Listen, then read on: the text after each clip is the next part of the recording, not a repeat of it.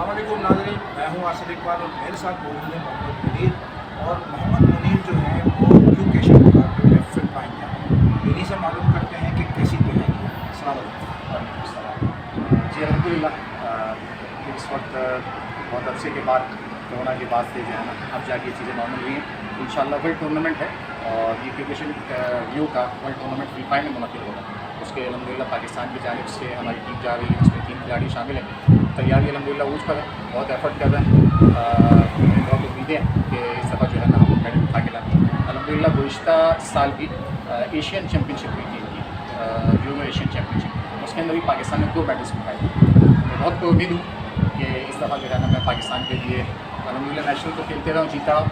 उम्मीद है कि इस दफ़ा पाकिस्तान को इंटरनेशनली पाकिस्तान का फ्लैग जो है ना वो हमाया और हम वहाँ से जीत के आए। अच्छा, मुझे ये बताइएगा कि क्या मुश्किलात पेश आती हैं और पैसा कितना लगता है? क्योंकि जो छोटे खेल होते हैं उसमें सबसे बड़ा मसला ही फाइनेंस का होता है। तो आप समझते हैं कि आपके पास इतने पैसे हैं कि आप मुकाबलों में हिस्सा ले लेंगे, या आप समझते हैं कि गवर्नमेंट या कोई ऐसी मुखैर अजरा जो सपोर्ट करते हैं, स्पोर्ट्स लवर होते हैं, वो आपको सपोर्ट करें? तो आप कैसे जाएंगे, कितना खर्चा होगा, आप जाएंगे कैसे? जी, आपने बहुत अच्छा सवाल किया। पाकिस्तानी एथलीट की सबसे बड़ी परेशानी जो ज़ाहिर सी बात है, आपको मालूम है पाकिस्तान के माशी हालात हैं।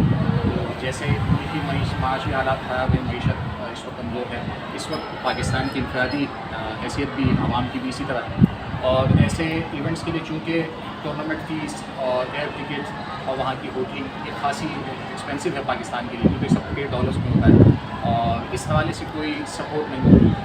ख़ुसूसन क्रिकेशन कराटे के हवाले से अभी तक किसी भी किस्म की हुकूमती सरपरस्ती नहीं है कि जो इन खिलाड़ियों को कुछ फैसिलिटेट करे, उनके लिए वीज़ा प्रोसेस में कुछ आसानी हो, कुछ स्पॉन्सरशिप में आसानी हो। खिलाड़ियों को जो सबसे बड़ा परेशानी होती है इस वक्त ये होती है कि उसको ट्रेनिंग के साथ साथ, और पाकिस्तान के ट्रेनिंग पैटर्न पुराना है, क्योंकि हमारे जो एथलीट यहाँ के सीखे हुए हैं वो 80s के 90s के ट्रेन हुए हैं। और मौजूदा ट्रेनिंग सेशन में ना तो पाकिस्तानी खिलाड़ी शामिल हो पाता है, मैंने बताया जैसे कि वहाँ के एक्सपेंस ज़्यादा है, ट्रेनिंग कैंप्स की ठीक ठाक जो है ना फ़ीस है।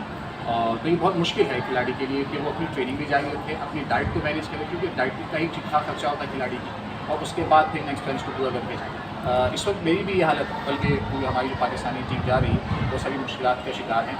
और सबसे बड़ी हमारी परेशानी जो है इसमें ये है कि किसी तरह हमें कोई स्पॉन्सरशिप मिल जाए जिसके ज़रिए से हम कम से कम अपनी एयर टिकट और वहाँ की होटलिंग और जो वहाँ की जो फ़ीस होती है टूर्नामेंट एंट्री फ़ीस, वो देकर किसी तरह हम उसमें शामिल हो सकें।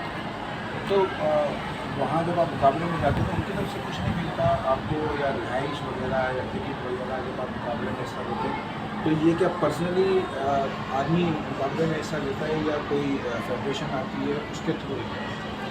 देखिए, इन्विटेशन और तो फेडरेशन ही अवेल करती है, उसी को मिलती है, और उसी से जो है ना अप्रोच किया जाता है वर्ल्ड वाइड के इस मुल्क के जो ज़िम्मेदार होते हैं, रिप्रेजेंटेटिव हो जाएंगे, जैसे यहाँ पाकिस्तान के शहन शकील अहमद साहब, उनको इन्विटेशन आता है और वो अपनी टीम लेके जाते हैं। लेकिन हमारे यहाँ उनकी तरफ से भी कोई किसी किस्म की कोई रियायत, बल्कि फ़ीस तो क्या कहूँ, स्पॉन्सर तो क्या, किसी किस्म की फ़ीस में भी रियायत मौजूद है। दरअसल वो फ़ीसें इतनी ज़्यादा है नहीं पाकिस्तानियों के लिए, वो यानी डॉलर्स में पे करना $300 $400 हमारे लिए मुश्किल है, वहाँ की तरफ से भी नॉर्मल से चार्जेस हैं। और आपकी बात बिल्कुल ठीक है, ये दूसरे गेम से ज़्यादा मुख्तलिफ भी है। इस किस्म के स्पोर्ट्स इनके अंदर जो है किसी किस्म की फेडरेशन मामला नहीं है, ये लीग्स की तरह हैं और पाकिस्तान की नुमाइंदगी करते आ रहे हैं पाकिस्तानी, लेकिन हमेशा अपने ही पैसों से और अपनी एफर्ट से जाते हैं, या कोई प्राइवेट कंपनीज़ या इस तरह के इदारे उनको स्पॉन्सर करते हैं। हुकूमती सतह पर इस हवाले से कोई सरपरस्ती नहीं। तो मुनीर साहब क्या करेंगे कि हुकूमती सतह पर, क्योंकि क्रिकेट हमारे यहाँ सिर्फ क्रिकेट नहीं देखा जाता, क्रिकेट में इतना पैसा है कि मतलब अगर क्रिकेट खेलने के लिए बच्चा आ जाए तो फिर उनको पूरा ऑफिस करना है, तो सपोर्ट नहीं किया जाता, ना मालिक को रहते हैं, ना माशिक रहते हैं। तो क्या समझते हैं क्या करना चाहिए, हुकूमत की क्या जिम्मेदारी है और फेडरेशन की क्या जिम्मेदारी है? मैं समझता हूँ इसके अंदर हमें पाकिस्तान को अपना किरदार अदा करना चाहिए, और खेल की जो बुनियादी मकसद है, और खेल की ये मुकाबलों का जो बुनियादी मकसद है वो है इंसान का सेहतमंद रहना, उसका फिज़िकली एक्टिव और फिज़िकली स्ट्रॉन्ग है। मेरा ख्याल कि कराटे इस तरह के जो कॉम्पैक्ट स्पोर्ट्स है उसके खिलाड़ी के पास जो एबिलिटी होती है किसी और गेम के खिलाड़ी के पास होती है।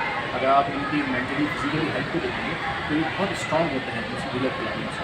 मैं कंपैरिजन गेम में नहीं कर रहा हूँ, मैं उनकी बॉडी एबिलिटी की बात कर रहा हूँ, उनकी फिजिकल स्ट्रॉन्ग होने की बात कर रहा हूँ। तो ये फाइटर जो होता है वो बहुत स्ट्रॉन्ग होता है, वो अपनी बॉडी को इस तरह ट्रेन करता है, अपनी बॉडी के पार्ट को ट्रेन करता है किसी भी गेम में वो सारी चीज़ें जमा नहीं है जो मैं समझता हूँ कॉम्बैट आर्ट्स में।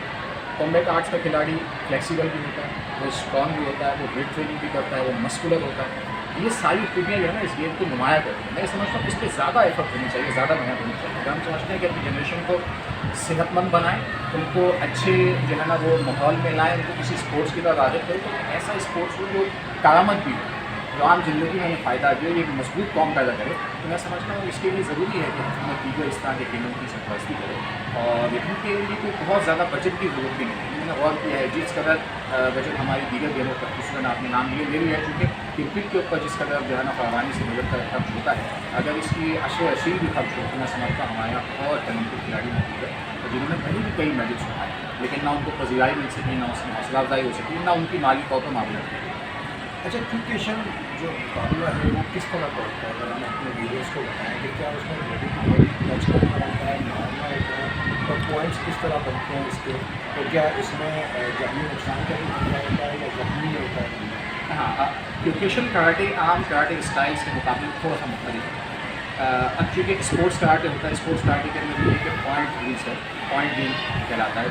इसके अंदर मिसाल के तौर पर अगर आपने फेस पे टच किया, पंच किया, तो आपको 2 पॉइंट मिलते हैं, बॉडी के 2 मिलते हैं। इसी तरह ताइक्वांडो कराटे, क्रिकेशन कराटे इसकी मुख्तलिफ है कि फुल बॉडी कॉन्टैक्ट है। हम ग्लव्स नहीं पहनते, बेयर नकल्स खेलते हैं और किसी किस्म की प्रोटेक्शन यूज़ नहीं करते। हमें शील्ड पैड, स्टेप अलाउड नहीं है, हमें यहाँ तक कि खिलाड़ी माउथ करके नहीं कहते। तो खासा टफ स्टाइल है, और इसकी इस टफनेस की वजह ही इसकी शोहरत है। यही वजह है कि दुनिया भर में ये गेम बहुत ज़्यादा शौक से खेला जाता है, क्योंकि इसी से खिलाड़ी आगे जाके मिक्स मार्शल आर्ट्स की तरफ जाते हैं।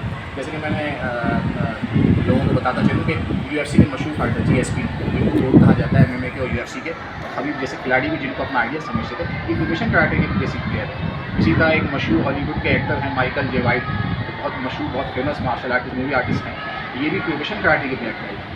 तो कहने का मतलब ये है कि इस कराटे की बड़ी शनाख्त है, और इसको वर्ल्ड स्ट्रॉन्गेस्ट कराटे के नाम से जाना जाता है। अगर आप इसको सर्च करेंगे गूगल पे तो आपको इसी नाम से मिलेगा, वर्ल्ड स्ट्रॉन्गेस्ट कराटे, क्योंकि इसके अंदर बॉडी इस तरह प्रिपेयर की जाती है कि आपको चूँकि पॉइंट गेन नहीं करना, आपके सामने को डैमेज करना है तो आपको पॉइंट करना है। हाँ, तो इसलिए मुख्तलिफ तो है। ये समझ लीजिए कि आप जिस तरह किक बॉक्सिंग और बॉक्सिंग आम स्पोर्ट्स से मुख्तलिफ है, इस तरह क्रिकेशन कराटे बहुत टफ गेम है। तो जख्मी और जान जाने का भी खतरा है। देखें, इस किस्म के जो खेल्स होते हैं उसमें खिलाड़ी को ऐसा नहीं है कि वो एकदम जाके फाइट करता है, वो उसकी बहुत प्रिपरेशन करता है। लिहाजा हमारी स्ट्राइक बहुत क्या कहते हैं हलाकत फेस तो होती हैं, लेकिन सामने वाला खिलाड़ी भी उसको बर्दाश्त करने के लिए करता है, वो सालों तक इसको ट्रेन करता है। हमारे स्टाइल में कोई 1 साल 2 साल का कोर्स नहीं होता, बल्कि खिलाड़ी 5-5 6-6 साल की लगातार मेहनत के बाद उनको ब्लैक बेल्ट दी जाती है। और इस लेवल का टूर्नामेंट, जिस लेवल के टूर्नामेंट के लिए हम जा रहे हैं, इसके लिए खिलाड़ी को कम से कम 15-20 साल का एक्सपीरियंस होता है। तो मैं खुद जो हूँ 3 नेशनल जीता हूँ अलहमदुलिल्लाह, तो 3 नेशनल खेलने के बाद अब जाके मुझे वर्ल्ड चैम्पियनशिप में क्वालिफाई करने का मौका मिला, और मुल्क की जो है ना वो रिप्रेजेंट करने का मौका मिला। तो जाहिर सी बात है, इस गेम के हर गेम के कुछ क्या कहते हैं नुकसान और फ़वाइद होते हैं। तो इसकी एक बैड साइड ये है कि जाहिर सी बात इसमें इंजरीज होती हैं, लेकिन आपको पता है इस किस्म के टफ गेम जो होते हैं उसके लिए प्रिपरेशन भी बड़ी टफ होती है। तो खिलाड़ी मेंटली और फिजिकली इसके लिए प्रिपेयर होते हैं। मोहम्मद मुनीर की तो यही ख्वाहिश है कि वर्ल्ड चैंपियन बनकर पाकिस्तान लौटे, लेकिन वसाइल की कमी की वजह से कहीं ये ख्वाब अधूरा ना रहे। आसिफ इकबाल, सुनो न्यूज़, कराची।